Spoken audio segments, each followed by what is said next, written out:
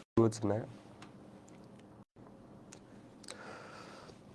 আসসালামু আলাইকুম, চলে আসলাম তোমাদের মাঝে গল্প করতে। তো আজকে দেখতে পাচ্ছ তোমাদের পরিণতি যে একদম শেষের দিকে আমরা চলে আসছি, অর্থাৎ এরপর অধ্যায় আছে কি তোমরা জানো। তো একদম লাস্টে দিয়ে তোমরা চলে এসেছি তোমাদের পরিণতির দ্বিতীয় পত্রের একদম 10ম অধ্যায়। তো দেখতে পাচ্ছ পরিণতির দ্বিতীয় পত্রটা আসলে খুবই সহজ, এবং টেকনিক্যালি যদি পড়ো তাহলে হচ্ছে এখান থেকে মার্ক তোলা খুবই সহজ প্রথম পত্রের তুলনায়। তো পরিণতি দ্বিতীয় পত্র হচ্ছে তোমাদের অধ্যায়গুলো একদম তোমাদের জানাশোনা সব কিছু, তোমরা হচ্ছে এগুলো আগে থেকে জানো, বাট তোমাদের তা একবার রিভিশন দেওয়ার জন্য আর কি তোমাদের মনে করিয়ে দাও। দেখো তোমাদের আজকে 10ম অধ্যায় দেখতেই পাচ্ছ, আজকের টপিক সেটা হচ্ছে নাগরিক সমস্যা এবং আমাদের করণীয়। যারা আর্টস ব্যাকগ্রাউন্ডের আছো তারা এই অধ্যায়টা কিন্তু এইচএসসিতে কিন্তু পড়ে আসছো। এই অধ্যায়টা কিন্তু তোমরা যারা আর্টস ব্যাকগ্রাউন্ডের আছো, যে নাগরিক সমস্যা নিয়ে একটা তোমাদের অধ্যায় ছিল, যেখানে হচ্ছে বিভিন্ন কিন্তু প্রবলেম দেওয়া ছিল আমাদের নগদ জীবনের, যে সমস্যাগুলো আমাদের প্রধান অন্তরায়। তো দেরি না করে তোমাদের আজকে ক্লাসটা একদম খুবই ছোট হবে, কারণ যেহেতু 10ম অধ্যায় আর তোমাদের সব কিছু জানাশোনা, শুধু আমি খুব ছোট করে ক্লাসটা নেবো, কারণ হচ্ছে তোমাদের এগুলো তোমরা হচ্ছে বেশিরভাগ টপিকই জানো, এবং এগুলো নিয়ে লেখাও কিন্তু খুবই সহজ। জাস্ট তোমাদের আর কি জানিয়ে দেওয়ার জন্য কীভাবে তোমরা লিখবা সেই জিনিসগুলোকে আর কি আলোচনা করব। তো ক্লাসটা খুবই ছোট হবে, এবং তোমরা হচ্ছে মেন্টালি প্রিপারেশন নিয়ে নাও যে ক্লাসটা খুব দ্রুত শেষ করবা, যাতে তোমাদের সময় নষ্ট না হয়, যেহেতু তোমাদের রুটিন দিয়ে দিয়েছি এইচএসসির। তো চলো দেরি না করে তোমাদের ক্লাসটা দেখি। তো প্রথমেই তোমরা দেখতে পাচ্ছ যে নাগরিক সমস্যার প্রথমে দেখতে পাচ্ছ সেটা হচ্ছে প্রতিবন্ধী। তো তোমরা প্রথমে তোমাদের একটা সুযোগ দিই, কিংবা তোমাদের একটা সুবিধার কথা বলি, সেটা হচ্ছে এই অধ্যায় থেকে কমপক্ষে কয়টা একটা সিকিউ তো থাকবেই, এবং যে একটা থাকবে সেটা হচ্ছে লেখাও খুব সহজ, কারণ এই নাগরিক সমস্যাগুলো নিয়ে তুমি হচ্ছে সব কিছু জানো, কারণ তোমার হচ্ছে এগুলো জানাশোনা, তোমার বাস্তব জীবনে এই জিনিসগুলো তো তুমি দেখে থাকো। যেহেতু তোমার এইগুলো সমস্যাগুলো তোমার বাস্তব জীবন নিয়ে, তাই এগুলো নিয়ে লেখা তোমার তেমন একটা কঠিন ব্যাপার না।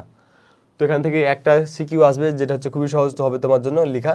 তো এটা হচ্ছে তোমাদের একটা ভালো একটা সুযোগ, যে অধ্যায় থেকে যদি একটা সিকিউ দেয়, একটা তুমি লিখতে পারবা, কিংবা 7টা যে সিকিউ লিখতে হবে সে একটা এখান থেকে শিওর থাকো যে কমন থাকবে। তো তোমরা প্রথমে দেখতে পাচ্ছ যে প্রতিবন্ধী। তো প্রতিবন্ধী জিনিসটা আসলে কি? আমরা জানি যে সবাই সুস্থভাবে জীবনযাপনের জন্য আমাদের একটা দৈহিক গঠন লাগে, আমাদের মানসিক একটা ভারসাম্য লাগে সুস্থভাবে আমাদের জীবনযাপন করার জন্য। কিন্তু আমরা সবাই কি সুস্থ মানুষ? আমরা সবাই সুস্থ মানুষ না। আমাদের মধ্যে কি আবার পার্থক্য আছে। কিভাবে দেখো, যে এক ধরনের মানুষ নিখুঁত দেহ বৈশিষ্ট্যের অধিকারী, অন্য এক ধরনের মানুষ রয়েছে যারা দেহগত দিক থেকে কি ত্রুটিপূর্ণ। এই দেহগত দিক থেকে যারা ত্রুটিপূর্ণ আছে, এই শ্রেণীর মানুষকে বলা হয় প্রতিবন্ধী। অর্থাৎ যারা হচ্ছে স্বাভাবিক উপায়ে নিজেদের জীবনযাপন করতে পারে না, যারা হচ্ছে একটু বাধাগ্রস্ত, তারা হচ্ছে কি প্রতিবন্ধী। তোমাদের জিজ্ঞেস করা হয়নি যে তোমাদের ক্লাসে কোনো প্রবলেম আছে কিনা, অর্থাৎ সাউন্ড সব কিছু ক্লিয়ার আছে কিনা, তোমরা একটু কমেন্ট বক্সে জানাও, তাহলে হচ্ছে আমার খুব সুবিধা হয়।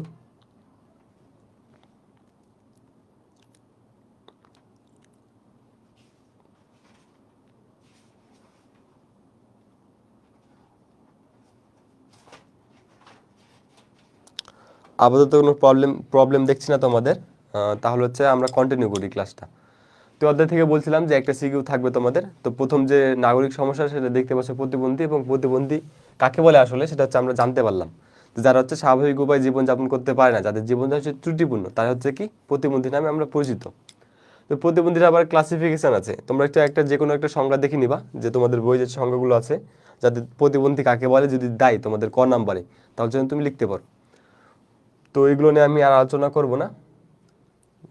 এখানে স্লাইডে কিছু ত্রুটি আছে, যে প্রতিবন্ধী, আমরা তার আগে ক্লাসিফিকেশনটা দেখে নিই, প্রতিবন্ধীর ক্লাসিফিকেশনটা আমরা দেখে নিই।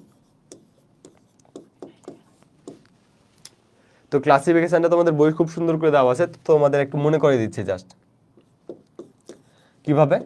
সেটা হচ্ছে যদি সময়ের দিক দিয়ে দেখো প্রতিবন্ধী কত প্রকার, তাহলে দেখবা যে 2 প্রকার। একটা হচ্ছে কেউ জন্মগতভাবে প্রতিবন্ধী, আরেকটা হচ্ছে কেউ জন্মগ্রহণের পর প্রতিবন্ধী, মানে প্রতিবন্ধীটা অর্জন করে, অর্থাৎ জন্মগ্রহণ করার পর কোনো একটা অ্যাক্সিডেন্ট কিংবা কোনো কারণে দেখা যাচ্ছে সে তার একটা কোনো দেহের একটা অঙ্গর ক্ষতি হয়, দেখা যাচ্ছে তার ফলে কি সে প্রতিবন্ধী, অর্জিত প্রতিবন্ধী। অর্থাৎ একটা জন্মগত প্রতিবন্ধী আর একটা প্রতিবন্ধী, আর একটা হচ্ছে অর্জিত প্রতিবন্ধী। এই দুইটা হচ্ছে সময়ের দিক দিয়ে ক্লাসিফিকেশন।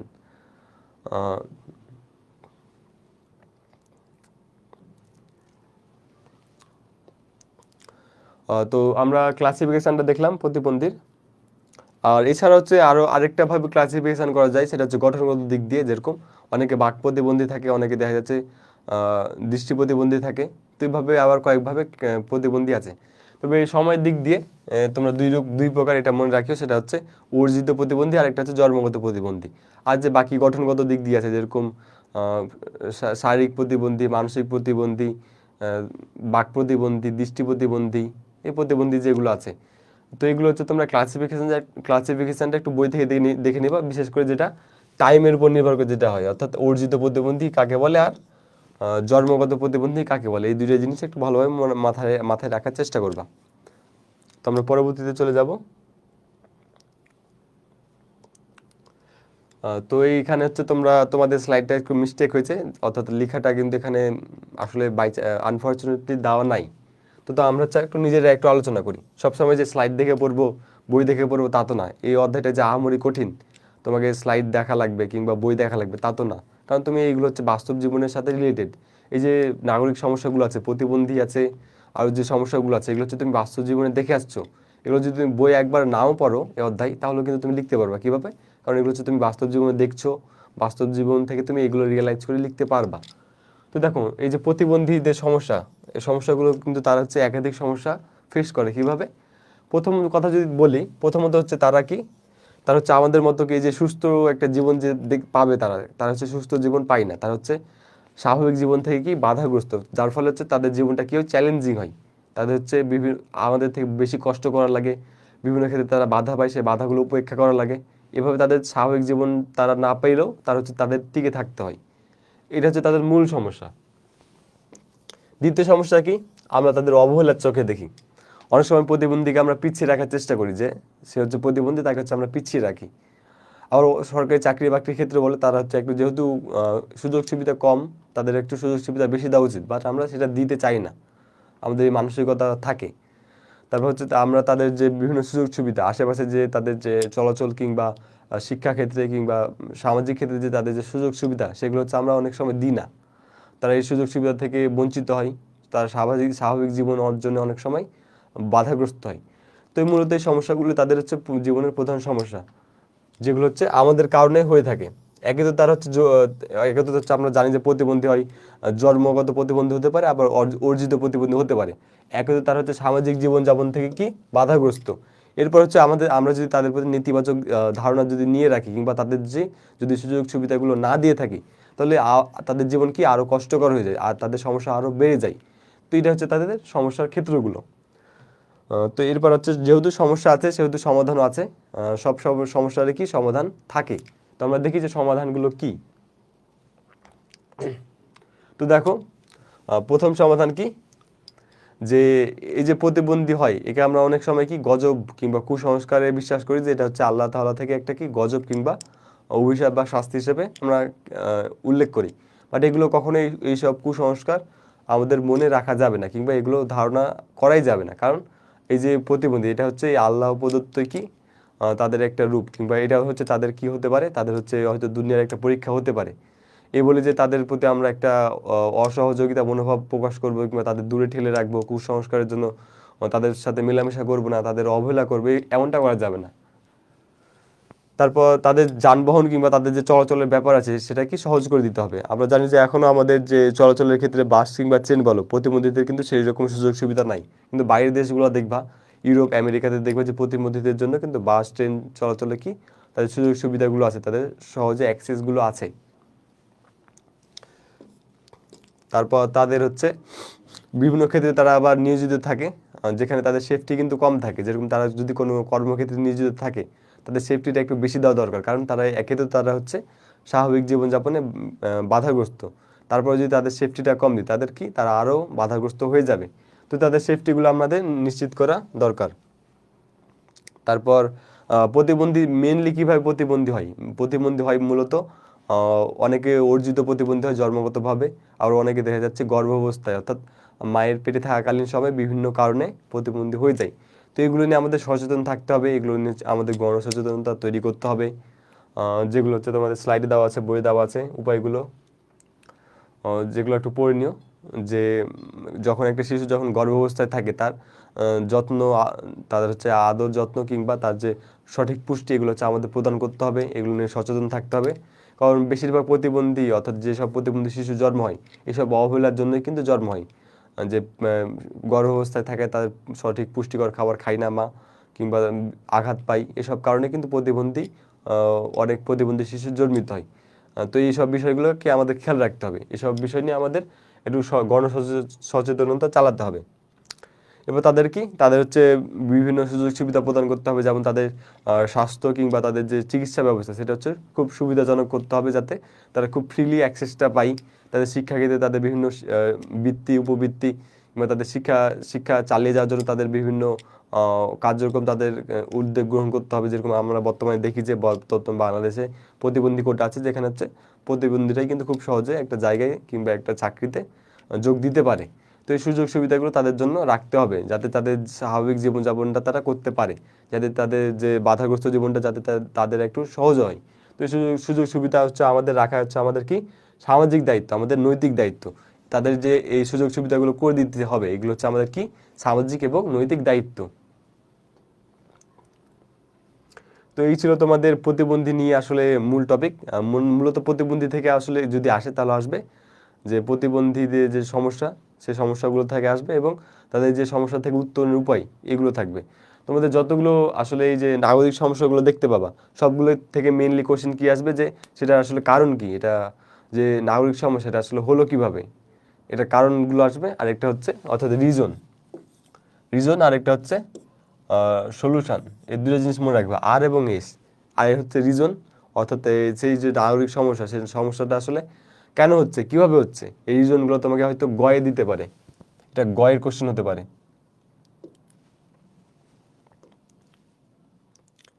এটা হতে পারে কিসে, গয়ের কোশ্চেন। আর গয়ের কোশ্চেন হতে পারে কিভাবে সলিউশন দেওয়া যায়। তো এই ক্ষেত্রে তোমার উদ্দীপকে একটা নাগরিক সমস্যা দেওয়া থাকতে পারে, বা দুইটা দেওয়া থাকতে পারে, বা কম্বিনেশন করে দেওয়া থাকতে পারে, কিংবা একটাই দেওয়া থাকতে পারে। তো যাই হোক না কেন, এগুলো হচ্ছে তোমার বৈশিষ্ট্য দেওয়া থাকবে, সেই বৈশিষ্ট্য থেকে তোমাকে ধরতে হবে আসলে নাগরিক সমস্যা আসলে কোনটা নিয়ে বলছে। আশা করি তুমি বুঝতে পারছো। তো এই পর্যন্ত তোমাদের কোনো প্রবলেম হলে তোমরা একটু কমেন্ট বক্সে জানাতে পারো। আজকের ক্লাসটা তোমাদের খুবই সহজ, আশা করি তোমাদের করতে খুব মজা লাগবে, কারণ তেমন একটা বোঝার কিছু নাই।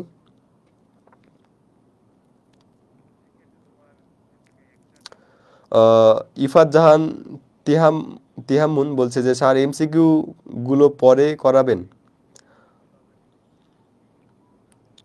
আরেকজন বলছে যে অটিস্টিক এবং অটিজম কি একই জিনিস? উম, আসলে এমসিকিউ আমরা হচ্ছে তোমাদের এই ক্লাসগুলোতে আপাতত তেমন একটা সিকিউ কিংবা এমসিকিউ রাখিনি। আমরা চেষ্টা করব খুব দ্রুত হচ্ছে তোমাদের যখন অধ্যায়গুলো শেষ হয়ে যাবে, তারপর হচ্ছে আমরা এমসিকিউ এবং সিকিউ কিছু নমুনা, অর্থাৎ তোমাদের যে বোর্ড কোশ্চেনে কীভাবে এমসিকিউ এবং সিকিউগুলো আসে, সেগুলো হচ্ছে আমরা মডেল টেস্ট প্রোভাইড করার চেষ্টা করব, যাতে তোমরা বুঝতে পারো যে তোমাদের প্রিপারেশনটা আসলে কেমন, কিংবা যদি ক্লাসের প্রয়োজন হয় তাহলে সেটা আমরা প্রোভাইড করার চেষ্টা করব। কারণ তোমাদের সময়টা এখন খুবই কম। যদি বাই চান্স এগুলো তোমাদের প্রোভাইড করতে না পারি, তোমাদের জন্য একটা রিকোয়েস্ট থাকবে আমার নিজের পক্ষ থেকে, সেটা হচ্ছে তোমাদের যদি পাঞ্জেরি বলো আর লেকচার বলো, যাই থাকুক না কেন, তোমাদের কাছে তো এক্সিট গাইড আছে, অবশ্যই আছে। তো গাইডে গিয়ে তোমরা সব কিছু পড়ার দরকার নাই, তোমরা হচ্ছে প্রথমত কি দেখবা, চ্যাপ্টার ওয়াইজ তোমরা এমসিকিউ গুলো দেখবা। তোমাদের যে এমসিকিউ গুলো দেখবা বোর্ড কোশ্চেন থেকে, বোর্ড কোশ্চেনে যত এমসিকিউ আছে বাছাই করে পড়বা। তোমাদের আমি যতটুকু জানি, অর্থাৎ আমি যেভাবে পড়েছিলাম, যে তোমাদের যেরকম প্রতিবন্ধীর যখন তুমি পড়বা, প্রতিবন্ধীর এমসিকিউ গুলো যখন দেখবা, তখন দেখবা যে বোর্ড কোশ্চেন কোনগুলো আছে, সেই বোর্ড কোশ্চেনগুলো দেখবা, তাহলে তোমার হয়ে যাবে। তারপর দুর্নীতি দেখলা, দুর্নীতির বোর্ড কোশ্চেন কোনগুলো আছে সেগুলো দেখে নেবা। এরপর যখন তুমি সিকিউতে যাবা, সিকিউ কিন্তু বোর্ড কোশ্চেনই প্র্যাকটিস করবা। তো তোমার হচ্ছে সিকিউতে যদি আলাদাভাবে দেওয়া থাকে, অর্থাৎ একসাথে যদি বোর্ড কোশ্চেন দেওয়া থাকে, তো এখানে একটু টেকনিক খাটিয়ে পড়বা। কীভাবে, যে এই অধ্যায় যদি তুমি সাপোজ দেখো কয়টা আছে, তোমাদের প্রতিবন্ধী আছে, নাগরিক সমস্যা আছে, খাদ্যে ভেজাল আছে, এইডস আছে, অর্থাৎ 5 থেকে 6টা হতে সমস্যা আছে। 5 থেকে 6টা কি নাগরিক সমস্যার কথা উল্লেখ করা আছে। তো তুমি যখন সিকিউ যখন দেখতে যাবা, তখন তো সিকিউতে কমপক্ষে তুমি কত 50টা 100টা হয়তো কি সিকিউ থাকতে পারে তোমার গাইডে। বোর্ড কোশ্চেন 50-100টা থাকতে পারে। তো তার এখন টাইম নেই যতগুলো তুমি একসাথে দেখতে পারবা। তো কি করবা, এই যে তোমাকে বললাম যে 5 থেকে 6টা কি টপিক আছে, অর্থাৎ 5 থেকে 6টা যেহেতু সমস্যার কথা উল্লেখ আছে, এই অধ্যায়ের টপিক কয়টা, 5 থেকে 6টা। তো তো প্রত্যেকটা চেষ্টা করবো যে প্রত্যেকটা যে সমস্যাগুলো আছে প্রত্যেকটা সমস্যা থেকে একটা অথবা দুইটা তুমি সিকিউ দেখবা। অর্থাৎ তুমি যদি প্রতিবন্ধী থেকে যদি তুমি একটা কিংবা দুইটা সিকিউ দেখো, তাহলে তাহলে কিন্তু আর অতিরিক্ত দেখার দরকার নাই, কারণ ঘুরে ফিরে সব এক। তো এভাবে তুমি যদি দুইটা করে সাপোজ যদি দেখো, তাহলে তোমার কয়টা দেখা লাগবে? 10 থেকে 12টা সিকিউ দেখা লাগবে, যেটা হচ্ছে খুব কম সময়ে তোমার হয়ে যাবে। তো এভাবে নমুনা করে তুমি নিজে টেকনিক্যালি খাটিয়ে হচ্ছে সিকিউগুলো প্র্যাকটিস করার চেষ্টা করবে, যাতে খুব কম সময়ে একটা প্রিপারেশনটা হয়ে যায় তোমার। আমি মূলত এইভাবে করতাম যে একসাথে তো তোমার একদিক থেকে যদি করতে থাকি যে 1 2 এবার ধরে ধরে যদি সিকিউগুলো আমি পড়তে থাকি, তাহলে তো আমার পসিবল হবে না।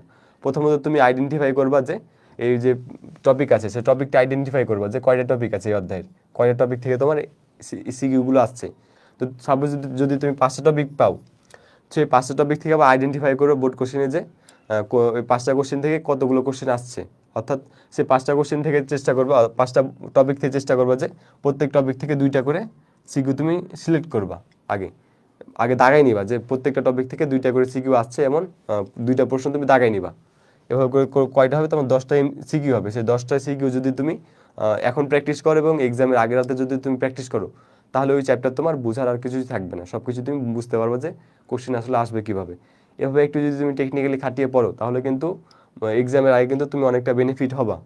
যে সব সিকিউ পড়লাম না, জাস্ট খালি প্রত্যেকটা টপিকের একটা থেকে 2টা তুমি সিকিউ আইডেন্টিফাই করলা, দুগুলা পড়লা, তাহলে তুমি পুরো রিভিশনটা হয়ে গেল। তো এগুলো হচ্ছে নিজেদের ব্যাপার। একটু এই নিজেদের ব্যাপারগুলো একটু তুমি নিজে টেকনিক্যালি খাটিয়ে পড়বা, আর আমরাও চেষ্টা করবো যতটুকু সহযোগিতা করা যায়। আর অটিস্টিক এবং অটিজম, এটা ব্যাপারটা আসলে অটিস্টিক এবং অটিজম দুইটা আসলে প্রায় একই রোগ। আমরা ছোটোবেলায় এই জিনিসটা পড়ছি যে অটিস্টিক কিংবা অটিজম সেটা হচ্ছে যারা হচ্ছে স্বাভাবিক, তাদের হচ্ছে মানসিক ভারসাম্য যাদের থাকে না, যারা হচ্ছে অন্যদের তুলনায় একদম পিছিয়ে মানসিক দিক দিয়ে, তাদের অটিস্টিক বলা হয়। এবং সেটা হচ্ছে অটিজম রোগের মাধ্যমে কিন্তু হয়। আমি ঠিক এটা শিওর বলতে পারলাম না, কারণ অনেক দিন আগেও পড়েছি। আমার মনে হয় যে অটিজম রোগের মাধ্যমে মনে হয় অটিস্টিক রোগটা তৈরি হয়, অর্থাৎ একজন অটিস্টিক হয়। অটিজম হয়তো একটা রোগ কিংবা কারণ হতে পারে, এবং অটিস্টিক সেটা হচ্ছে লক্ষণ হতে পারে। তো এটা হচ্ছে আমি চেষ্টা করবো তোমাকে জানায় তোমার পরের ক্লাস হয়তো এটার উদাহরণগুলো দেওয়ার। আশা করি বুঝতে পারছো অটিস্টিক এবং অটিজমটা আসলে কি। আর এটার সংজ্ঞাটা একটু দেখে নিবা বইয়ে। তোমাদের প্রতিবন্ধী থেকে যদি আমি বলি, এখান থেকে সংজ্ঞা কিন্তু ক কিংবা খতে আসতে পারে। কিভাবে? যে অর্জিত প্রতিবন্ধী কাকে বলে, কিংবা জন্মগত প্রতিবন্ধী কাকে বলে, অটিস্টিক অটিজম কাকে বলে, এগুলো মূলত এই প্রতিবন্ধী থেকে আসতে পারে। কিংবা প্রতিবন্ধী কাকে বলে। তো এই অধ্যায় থেকে যখন ক দিবে, তো সে কটা আসার পসিবিলিটি কোথায় থেকে? এই প্রতিবন্ধী টপিক থেকে আসলে ক নম্বর প্রশ্নটা আসার পসিবিলিটি একটু বেশি, আমি যা দেখি। আশা করি তোমরা তোমাদের প্রবলেমগুলো বুঝতে পারছো।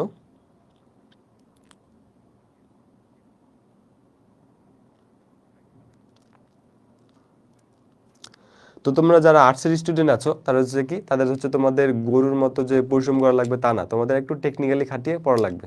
জাস্ট যদি তুমি তোমাদের অধ্যায়গুলো তো আহামরি যে অনেক বড় তা না। যদি তুমি সাপোজ বড়ও যদি হয় যে সাপোজ 100 পৃষ্ঠার হলো, 100 পৃষ্ঠায় তোমাদের টপিক থাকবে কয়টা? 5 থেকে 6টা হয়তো টপিক থাকলো। তো 5 থেকে 6টা টপিক যদি তুমি জানো, তাহলে সেগুলোর সবগুলো তো শিখে তোমাকে সলভ করা লাগবে না।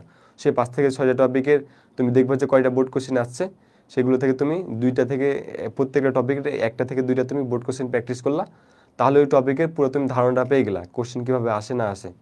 তো ভাই একটু যদি টেকনিক খাটিয়ে তুমি পড়তে পারো, তাহলে দেখা যাবে খুব দ্রুত তুমি রিভিশনটা দিতে পারবা, এবং তোমার আইডিয়াটাও চলে আসবে। তুমি একটু টেনশন ফিলও কম করবা। আমি আসলে এভাবেই পড়তাম। এখন আমরা দেখব দুর্নীতি। এই অধ্যায়ে যে টপিকগুলো আছে সেগুলো হচ্ছে সবই তোমার জানাশোনা। অর্থাৎ যদি আমি ক্লাসটা নাও নেই, তুমি যদি ক্লাসটা নাও দেখো, তাও তুমি বোর্ড এক্সামে আসলে তুমি লিখতে পারবা। ক্লাসটা বলছি এই কারণে যে তোমার যতটুকু তোমাকে গাইড করা যায়, ক্লাসের মাঝে মাঝে যতটুকু তোমাকে কীভাবে তুমি মার্ক আনতে পারবা, কীভাবে রিভিশন দিলে তোমার তাড়াতাড়ি হবে, মূলত এগুলোর জন্যই তোমাকে ক্লাসটা নিচ্ছি। তো দেখো দুর্নীতি, দুর্নীতি আসলে কি? দুর্নীতি মানে বুঝতে পারছো যে আসলে দুর্নীতি ব্যাপারটা কি। দুর্নীতি বলতে যে আমরা শুধু ঘুষকে বুঝি তা না, দুর্নীতি হচ্ছে একটা বৃহৎ পরিসরে একটা ব্যাপার। সেটা হচ্ছে দেখো যে দুর্নীতি বলতে অসৎ উপায়ে কিংবা ক্ষমতা খাটিয়ে যখন আমরা কোনো কিছু করি, সেটা হচ্ছে কি দুর্নীতি। মানে স্বাভাবিক উপায় বাদ দিয়ে যখন আমরা অসৎ উপায় কিংবা অস্বাভাবিক উপায়ে কোনো কিছু অর্জন করি বা করার চেষ্টা করি, সেটা হচ্ছে কি দুর্নীতি। তো দুর্নীতির মধ্যে কতগুলো বিষয় পড়ে দেখো, সেটা হচ্ছে ঘুষ গ্রহণ, অর্থ সম্পদ বা আত্মসাৎ, ক্ষমতা ও অবস্থানের অসৎ ও অসাধু অপব্যবহার, ভীতি প্রদর্শন করে অর্থ সম্পদ আদায়। দেখো প্রায় 10টার উপরে কি টপিক, 10টার উপরে জিনিস চলে আসে যখন দুর্নীতির কথা আমরা বলি। এটা একটু মনে রাখবা, কারণ তোমাদের এমসিকিউতে বাই চান্স দিতে পারে যে কোনটি দুর্নীতির বিষয়ের মধ্যে পড়ে বা কোনটিকে দুর্নীতি বলা যায়, এভাবে একটা এমসিকিউ দিতেও পারে। তো এই 10-11টা জিনিস তো আমরা একটু মাথায় রাখবো যে দুর্নীতির ক্ষেত্রগুলো আসলে কি কি। আমরা শুধু ঘুষ গ্রহণকে দুর্নীতি মনে করে থাকি নর্মালত, তো আসলে দুর্নীতির ক্ষেত্রগুলো অনেক বিস্তৃত। স্বজনপ্রীতি, ঘুষ গ্রহণ, ক্ষমতা খাটিয়ে কোনো অধিকার আদায় করা, এসব সবগুলো বিষয় আসলে দুর্নীতির মধ্যে চলে আসে। তো এই দুর্নীতির কারণ কি কি, এগুলো হচ্ছে আমরা খুব ভালোভাবে জানি যে দুর্নীতি আসলে একটা দেশে কি কেন হয়।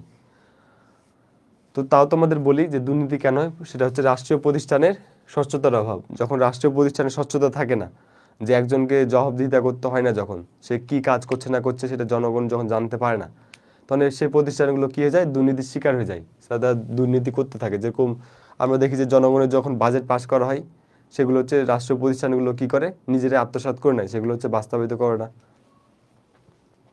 তারপর রাষ্ট্রীয় প্রতিষ্ঠানের পরিচালনাকারীদের জবাবদিহিতার অভাব, অর্থাৎ যখন জবাবদিহিতা কম করতে হয় তখন তাদের দায়িত্বটা কী হয়ে যায়, তাদের নিজেদের মতো করে হয়ে যায়। তারা নিজেরাই চেষ্টা করে যে যতটুকু পারা যায় অসৎ উপায়ে তাদের যে লাভ, সেই লাভটা অর্জন করার জন্য। তারপর লোভ, আমাদের হচ্ছে সবার মাঝে কিন্তু লোভ আছে, একটু না একটু হলেও কিন্তু লোভ আছে। যখন আমরা সুযোগ পাই তখনই আমরা কি করি, দুর্নীতি করে বসি। তো এইসব বিষয়গুলো হচ্ছে দুর্নীতির কারণ। দুর্নীতি বিষয়ের কারণগুলো আসলে তুমি বুঝতে পারছো আসলে কি কি কারণ। এগুলো হচ্ছে আর তোমাদের অতিরিক্ত আলোচনা করলাম না, তোমাদের স্লাইডটা দিয়ে দিব, সেই স্লাইড থেকে দেখে নিবে একবার, তাহলে তুমি বুঝতে পারবা। আর এইগুলো যদি তোমার কারণ যদি আসে সিকিউতে, তাহলে তুমি লিখতেই পারবে যে দুর্নীতির কারণগুলো আসলে কি কি। প্রথমত দিবা স্বচ্ছতার অভাব, জবাবদিহিতার অভাব। তো এখানে তোমাদের একটা গুরুত্বপূর্ণ একটা কথা বলে দিই এই প্রসঙ্গে, সেটা হচ্ছে যখন তুমি সিকিউ লিখবা, সাপোজ তোমাদের এই কোশ্চেনটাই করা হলো যে সাপোজ উদ্দীপকে দিল যে অমুক ব্যক্তি এই কার্যক্রমের সাথে যুক্ত আছে, এখন গয়ে দিল যে উক্ত কার্যক্রমটি নাগরিক কোন নাগরিক সমস্যাকে উল্লেখ করো, কোন নাগরিক সমস্যা সেটি উল্লেখ করো। তো সেখানে সে কোন নাগরিক সমস্যা সেটি উল্লেখ করে ব্যাখ্যা করো, এরকম কোশ্চেন দিতে পারে। তখন তুমি কি উল্লেখ করলে যে সেটা হচ্ছে একটা দুর্নীতি, এবং সেই দুর্নীতির কারণগুলো যখন তুমি লিখতে লাগবে তখন চেষ্টা করবে যে পয়েন্ট আকারে দেওয়া। সাপোজ প্রথম দিলা তুমি স্বচ্ছতার অভাব, সেই স্বচ্ছতার অভাব দিলা, তার নিচে একটা আন্ডারলাইন করলা, দিয়ে তুমি এখান থেকে লিখতে লাগবে যে স্বচ্ছতার অভাব আসলে কীভাবে। আবার তুমি আরেকটা যখন দিলা যে জবাবদিহিতার অভাব, জবাবদিহিতার অভাব দিলা, আন্ডারলাইন করলা, দিয়ে তুমি লিখতে লাগলা। এভাবে করে তুমি কয়টা 5টা থেকে 6টা হয়তো দিলা, কারণ দিলা, যেগুলো আন্ডারলাইন করে তুমি নিজে একটু ছোট্ট করে বিশ্লেষণ করছো। এভাবে যখন তুমি লিখবা তখন স্যারের কিন্তু একটা এক্সট্রা তুমি নজরে পড়বা যে ছেলেটা খুব সুন্দরভাবে গুছিয়ে লিখতে পারে। আর এইটাতে তোমার টাইমও কম যাবে। যখন তুমি এক ধারে যখন তুমি লিখতে লাগবা যে দুর্নীতির কারণগুলো কী কী, এক ধারে যখন লিখতে লাগবা তখন দেখবা যে তোমার মাথা খারাপ হয়ে যাবে যে কোনটা দিই কোনটা ছাড়ি। যখন তুমি এভাবে যখন তুমি লিখতে লাগবা তখন তোমার সিকোয়েন্সটা আসলে বজায় থাকবে, তোমার লেখাটা খুব ছোট হবে, মানটাও ভালো থাকবে, দেখতেও ভালো লাগবে এবং সারেরও তোমার পছন্দ হবে। তো এভাবে লেখার একটু চেষ্টা করবা যে তোমাদের পরিণতি, বিশেষ করে পরিণতি সাবজেক্টটা, যাদের যাদের পরিণতি আছে প্রত্যেকটা সিকিউতে তোমরা চেষ্টা করবে যে পয়েন্ট আকারে দেওয়ার। ফার্স্ট পেপারে দেখবা যে যেরকম বই পয়েন্ট আকারে দেওয়া থাকে না, তোমাকে যে 10-12টা পয়েন্ট দেওয়া লাগবে তা না, তুমি 4টা দিলা, 5টা দিলা, 6টা দিলা, যতটুকু তোমার হাতের লেখার স্পিড আছে। তো পয়েন্ট আকারে যদি তুমি পরিণতিতে লিখতে পারো তাহলে দেখবা যে তোমার মার্ক পাওয়ার পসিবিলিটি অনেক বেড়ে গেছে। আমিও কিন্তু পয়েন্ট আকারে লিখতাম, এবং আমার মনে আছে আমি হচ্ছে আমাদের যে কলেজের এক্সামগুলো হতো সেখানে হচ্ছে প্রথম যে এক্সামটা হয়েছিল সেখানে হচ্ছে মাত্র 3 থেকে 4 জন হচ্ছে পরিণতিতে কী পেয়েছিল, A+ পেয়েছিল, সেখানে হচ্ছে আমি একজন ছিলাম। আর বোর্ড এক্সামে কিন্তু পরিণতিতে অনেক ভালো আসছিল, 180-র উপরে ছিল আমার মার্ক। আমার মার্ক ছিল টোটাল কত, 1127 ছিল 1300-র মধ্যে। তার মধ্যে পরিণতিতে অনেক মার্ক ছিল, সেটা হচ্ছে 1180-র উপরে। অর্থনীতিতে ছিল 1175, এভাবে। আর সব থেকে কম ছিল কোথায়, ইংরেজিতে ছিল 1163, অর্থাৎ 163 ছিল ইংরেজিতে, যে একদম কোনোরকম টেনে টেনে A+ পাইছিলাম। আর পরিণতিতে 180-র উপরে ছিল, ভূগোলে অনেক মার্ক ছিল। তো এই বিষয়গুলোতে আসলে মার্ক পাওয়া খুবই সহজ, তুমি যদি একটু টেকনিক্যালি খাটিয়ে লিখতে পারো। আমি তোমাদের পরিণতির কথা যেটা বললাম সেটা হচ্ছে বইয়ের মতো করে পয়েন্ট আকারে দিবা। প্রথমত তুমি প্রথম প্যারা কী করবা, যে উদ্দীপকে যা বলা হয়েছে সেটা উল্লেখ করবা, দিয়ে তুমি পয়েন্ট আকারে দিবা। 4টা দিলা 5টা দিলা পয়েন্ট, তাহলে তোমার সিকিউটা তোমার লিখতেও সহজ হলো, ছোটও হবে, আবার মার্কও তোমার পাওয়ার পসিবিলিটি বেড়ে যাবে। তো এই টেকনিকগুলো একটু খাটাবো। এখন আমরা কি দেখব, আমরা যে দুর্নীতির কারণ এগুলো হচ্ছে আমরা দেখতেই পাচ্ছি যে আইনে যথাযথ প্রয়োগ না হওয়া, আবার অনেকে লোভের মানসিকতা। তো অনেকগুলো কারণ, তুমি যদি একবার এটা পড়ো কমপক্ষে তোমার 4টা 5টা মনে থাকার কথা, যে আইনের স্বচ্ছতার অভাব, আইন প্রয়োগের অভাব। তো এই যে কারণগুলো তোমরা একটু দেখে নিবা। মূলত দুর্নীতি হয় কিসের জন্য, তোমরা যদি মেন যখন লিখতে যাবো তখন কি লিখবা, প্রথমে দিলা কি জবাবদিহিতার অভাব কিংবা স্বচ্ছতার অভাব, পরে দিলা যে মানুষের লোভ, 3 নাম্বারে দিলা যে আইনের প্রয়োগ না হওয়া, উচ্চাভিলাষ। এভাবে তুমি 4 থেকে 5টা তোমার নিজের মতো করে পয়েন্ট দিয়ে লিখে দিতে পারবা যদি তোমার প্রশ্নে যদি আসে। তো এই টেকনিকগুলো একটু মাথায় রাখবা যাতে তোমার বোর্ড এক্সামটা খুব সহজ হয়। এখন আমরা প্রতিকার দেখবো, আসলে এটা প্রতিকার করা যায় কিভাবে। প্রত্যেকটা সমস্যারই কি সমাধান আছে, তো দুর্নীতিরও সমাধান আছে। তো এই পর্যন্ত তোমাদের বুঝতে কোনো প্রবলেম হয়ে থাকলে তোমরা একটু কমেন্টে একটু দ্রুত জানাই দাও।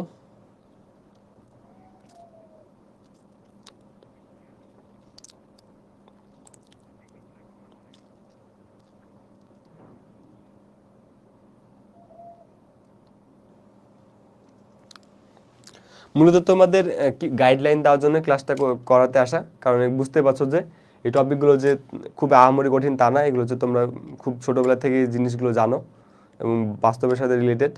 তো আজকের ক্লাসের ফাঁকে ফাঁকে তোমাদের যতটুকু গাইডলাইন পাওয়া যায় তোমাদের দিয়ে দিব, যাতে তোমরা এখন থেকে সেভাবে প্রস্তুতি নিতে পারো। তো আমরা প্রতিকারগুলো দেখি। প্রতিকার মানে বুঝতে পারছো যে আইনের যথাযথ ব্যবহার করতে হবে, দুর্নীতি দমন কমিশনকে অধিক ক্ষমতা দিতে হবে, স্বচ্ছতা জবাবদিহিতা এগুলোর ব্যবস্থা করা লাগবে, আমাদের যে নৈতিক মূল্যবোধ আছে এগুলো হচ্ছে জাগ্রত করা লাগবে, আমাদের সবসময় সৎ থাকার মানসিকতা থাকা লাগবে। তো ঘুরে ফিরে কারণগুলো এইগুলোই। তারপর বিচার বিভাগের স্বাধীনতা, অর্থাৎ বিচার বিভাগ যদি স্বাধীনভাবে তাদের কার্যক্রম করতে পারে তাহলে দেখবো দুর্নীতি অনেকাংশে কমে গেছে। কিভাবে, বিচার বিভাগ যদি শাসন বিভাগ এবং আইন বিভাগ থেকে যদি আলাদা নিজের কাজ নিজে করতে পারে তাহলে দেখবা যে যেটা সঠিক ন্যায় বিচার সেটা সে প্রদান করবে, ফলে দুর্নীতি কমে যাবে। যোগ্যতা মেধা এগুলো ভিত্তিতে কি রাষ্ট্রীয় কাজে তাদের নিয়োগ দিতে হবে। তো এই প্রতিকারগুলো খুবই সহজ, তোমরা দেখে নেবে একটু, আর এগুলো নিয়ে আলোচনা করলাম না। তো এই প্রতিকার যখন তোমার সিকিউতে যদি আসে যে উক্ত সমস্যাটির সমাধান উপায়গুলো লেখো, তো তুমি ঘ লিখলা, দিয়ে উক্ত সমস্যাটা একটু 2 লাইন এক্সপ্লেন করলা, দিয়ে তুমি পয়েন্ট আকারে লিখতে লাগলা যে আইনের, সাপোজ তুমি প্রথম দিলা যে আইনের প্রয়োগ, এভাবে দিলা, দিয়ে একটা আন্ডারলাইন করে তুমি এখানে লিখে দিলা সুন্দর করে। দিয়ে তুমি 2 নাম্বারে আবার দিলা কি বিচার বিভাগের স্বাধীনতা, 3 নাম্বারে দিলা যে মূল্যবোধ বা নৈতিকতা জাগ্রত করা, 4 নাম্বারে দিলা যে জন সচেতনতা জাগ্রত করা। এভাবে করে তুমি লিখতে পারো, তাহলে দেখা যাবে যে তোমার লেখাটা খুব সুন্দর হবে, সারোর নজরে পড়বে, আর তোমার খুব দ্রুত তুমি লিখে শেষ করতে পারবে, তোমার লেখাটা গোছালো থাকবে। তো এভাবে একটু চেষ্টা করবো তোমরা লেখার, যখন তোমরা এক্সামগুলো দিবা, বিশেষ করে পৌরনীতি সাবজেক্টে আসলে এভাবে লেখার। অন্যান্য সাবজেক্টের কথা আমি না বলি যেহেতু পৌরনীতি পড়াচ্ছি। তো সিভিক সাবজেক্টটা যখন তুমি লিখবা, ফার্স্ট পেপার বলো আর সেকেন্ড পেপার বলো, যাই বলো না কেন, এভাবে করে তুমি একটু লেখার চেষ্টা করবা কনসেপচুয়াল টপিকগুলো। বিশেষ করে ফার্স্ট পেপার তো তোমাকে এভাবে প্যারা করে লেখা লাগবে, অর্থাৎ প্রত্যেকটা পয়েন্ট দিয়ে তোমাকে লেখা লাগবে ফার্স্ট পেপারে যত টপিক আছে। আর সেকেন্ড পেপারে দেখবো যে অনেকগুলো অধ্যায় কিন্তু এভাবে লেখা লাগবে। তাই বলে যখন তোমাকে ভাষা আন্দোলন নিয়ে লিখতে বললো তখন তো তুমি আর এই পয়েন্ট করে লিখতে পারবে না, তখন তোমাকে কি ভাষা আন্দোলন যখন ঘটনা লিখবা তখন তুমি এক পাতে লিখে দেবে। বাট ভাষা আন্দোলন যখন গুরুত্ব তুমি লিখবা তখন হয়তো এই পয়েন্টগুলো করতে পারো, যেরকম জাতীয়তাবাদ উন্মেষ, আমাদের অধিকারকে আরও সংগঠিত করা, এভাবে করে তুমি নিজের মতো করে পয়েন্ট তুমি লিখে দিতে পারবা। অর্থাৎ তুমি সিচুয়েশান বুঝে কাজটা করবা। এখন আমরা দেখবো যে খাদ্যে ভেজাল মানে বুঝতে পারছো যে বর্তমানে খাদ্যে ভেজাল একটা খুবই একটা ডেঞ্জারাস একটা ইস্যু। আমরা কিন্তু এখন বর্তমানে যে একদম পুষ্টিগত খাদ্য বা প্রকৃত খাদ্য কিন্তু অনেকাংশে এই জিনিসটা থেকে আমরা বঞ্চিত। বর্তমানে খাদ্য ভেজালটা একটা বড় একটা ইস্যু। তোমাদের একটু কমেন্ট বক্সটা একটু দেখবো যে তোমাদের কোনো প্রবলেম হচ্ছে কিনা। কয়টা পয়েন্ট দিলে ভালো হবে স্যার? কয়টা পয়েন্ট তোমার যদি গয়ে যদি দাও, যেহেতু গ হচ্ছে 3 মার্কের, তো তুমি 3 মার্কের জন্য তুমি সর্বনিম্ন তোমাকে 4টা থেকে 5টা পয়েন্ট দেওয়া লাগবে। যেহেতু এটা 3 মার্কের, তুমি যদি 3 মার্কে যদি 3টা পয়েন্ট দাও তাহলে কিন্তু তোমার হচ্ছে মার্ক কাটার পসিবিলিটি থাকবে। আর যদি যদি তুমি লেখো, ঘয় হচ্ছে কত, 4 মার্কের। 4 মার্কের যেহেতু, সেহেতু 5টা থেকে 6টা দিবা। অর্থাৎ যে প্রশ্ন জয় মার্কের তার থেকে একটা কিংবা 2টা বেশি দেওয়ার চেষ্টা করবা। আর পয়েন্টগুলো একদম একটু সাজিয়ে গুছিয়ে লেখার চেষ্টা করবো। অর্থাৎ এখানে একটা পয়েন্ট দিলা, আবার আরেকটা পয়েন্ট তুমি এখানে দিলে, তা না, এখানে একটা পয়েন্ট দিলা, তার এক লাইন ফাঁকা লেখে আবার এখানে একটা পয়েন্ট দিলা। অর্থাৎ যে বেশি বড় বড় করে পয়েন্ট দিবা তা না, খুব সহজে যাতে তুমি গোছালো করে লিখতে পারো। তো যেটা বললাম যে 4টা থেকে 5টা তুমি 3 নাম্বারে দিলা, অর্থাৎ গ নাম্বারে 3 মার্কের জন্য। আর 5টা থেকে 6টা তুমি কোথায় দিলা, ঘ নাম্বারে দিলা। আমি মূলত এইভাবে লিখছিলাম পরিণতিতে, যতগুলো এক্সাম বলো, কলেজ এক্সাম বলো, বোর্ড এক্সাম বলো, সবগুলোতে এভাবে করে লিখছিলাম। আর তোমাদের বই যে পয়েন্টগুলো দেওয়া থাকে, বিশ্বাস করো সেগুলো যদি তুমি মাথায় রাখতে পারো তাহলে তোমার মার্ক যে কত মানে পাওয়ার পসিবিলিটি বাড়বে সেটা বুঝতে পারবে না। কারণ বইয়ের পয়েন্টগুলো এত সুন্দর করে দেওয়া থাকে, জাস্ট খালি তুমি সেগুলো একবার চোখ বুলাবা তাহলে দেখবা তোমার আর কিছুই লাগে না। তোমার বই সাপোজ তোমার এই যে খাদ্য ভেজাল, এই খাদ্য ভেজালের কারণ যদি যখন তুমি বই দেখবা যে না হলে 10 থেকে 12টা পয়েন্ট দেওয়া আছে, সেখান থেকে তুমি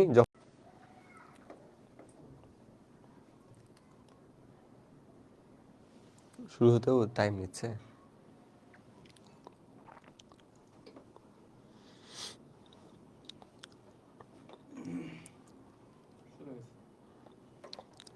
খুবই দুঃখিত যে তোমাদের আগের লাইভটি হুট করে কেটে যায় টেকনিক্যাল কিছু কারণে। আজকে একটু সমস্যা দেখা দিচ্ছে ক্লাসে। তো নতুন করে আবার তোমাদের লাইভে চলে আসলাম। তোমাদের বাকি যে অংশটুকু আছে এই অধ্যায়ের সেটুকু দেখাই দিব। তো তোমাদের জন্য 1 মিনিট ওয়েট করি। তোমরা হচ্ছে যারা যারা লাইভে ছিলা খুব দ্রুত একটু জয়েন করে ফেলো, তা হচ্ছে আমারও সুবিধা হবে। খুব দ্রুত তোমরা জয়েন করে ফেলো, আমরা হচ্ছে ক্লাসটা বাকি অংশটা একটু তোমাদের দেখাই দিব। তো তোমরা একটু জয়েন করো, যারা যারা জয়েন ছিলা একটু আবার নতুন ক্লাসে তোমরা একটু জয়েন করে ফেলো দ্রুত।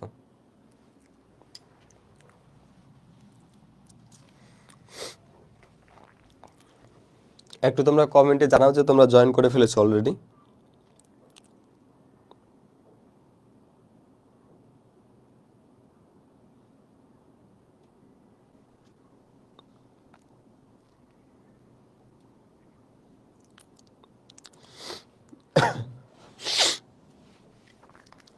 তো তোমাদের যেটা বলছিলাম যে তোমরা গ ঘ কিভাবে লিখবা পরিণতির ক্ষেত্রে বিশেষ করে।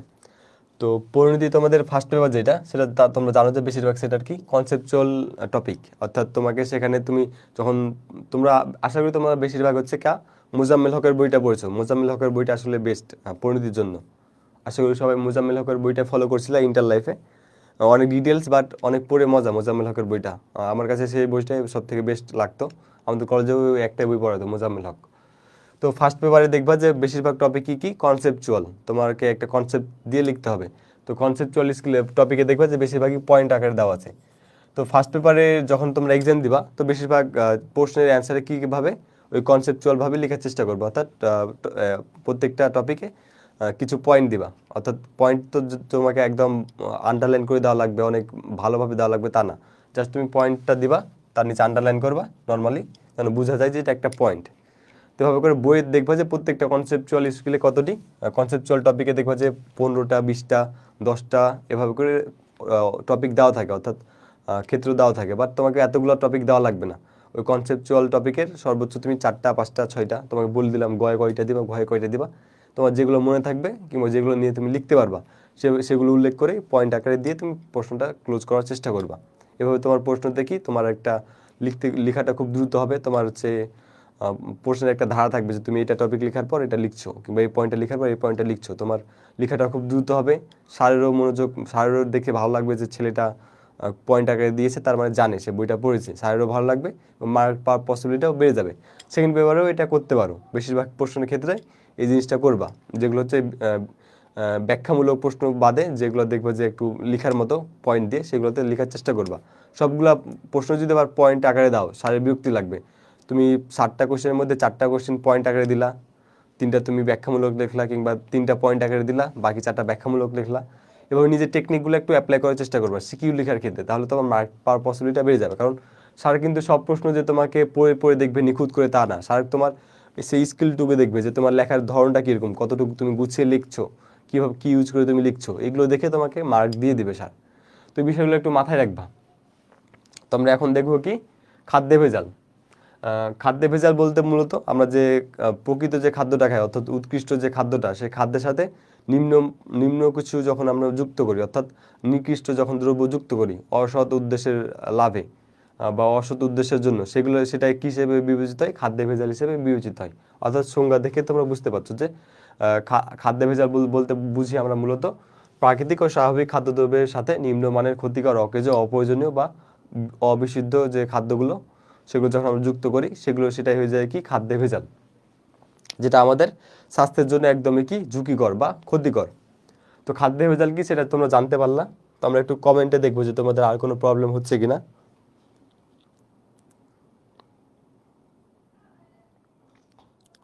যেহেতু জয়েন করে ফেলেছো, তাহলে আমরা খুব দ্রুত সামনে টপিকগুলো আগাই ফেলি, যেহেতু তোমাদের টাইম আর চাই না যে তোমাদের টাইম আর নষ্ট হোক অযথা। যেহেতু তোমাদের কিছুদিন পরেই এক্সাম, তোমরা চেষ্টা করবে যে সব সাবজেক্টে রিভিশন দেওয়ার সময় চেষ্টা করবে যে ব্যালেন্স করে রিভিশন দেওয়ার।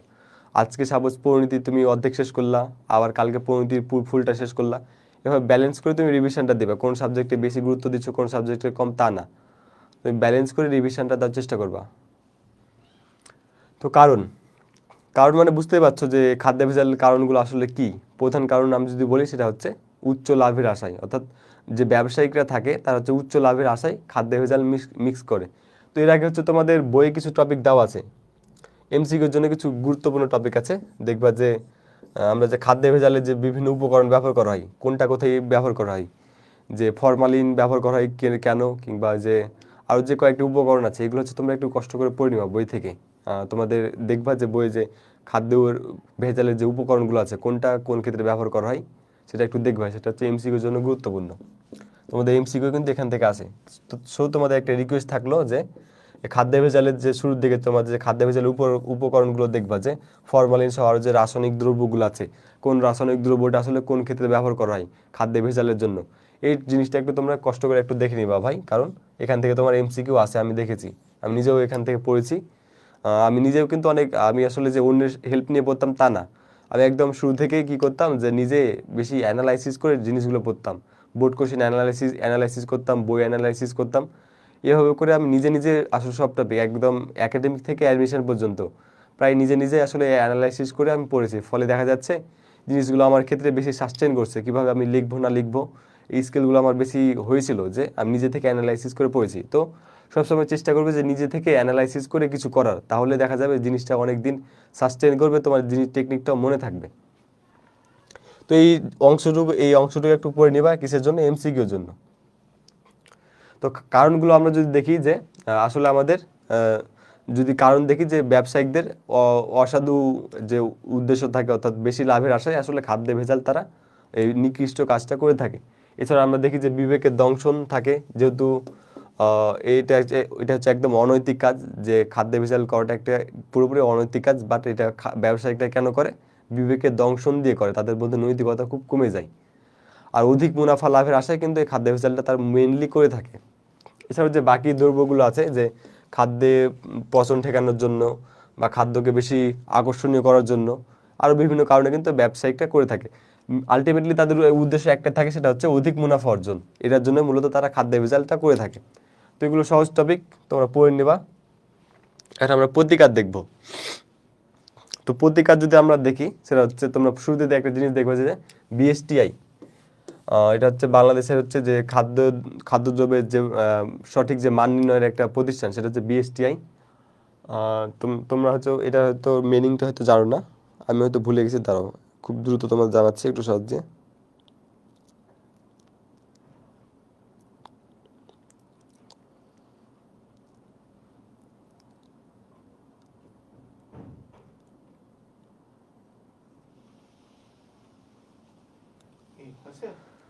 চলছে না।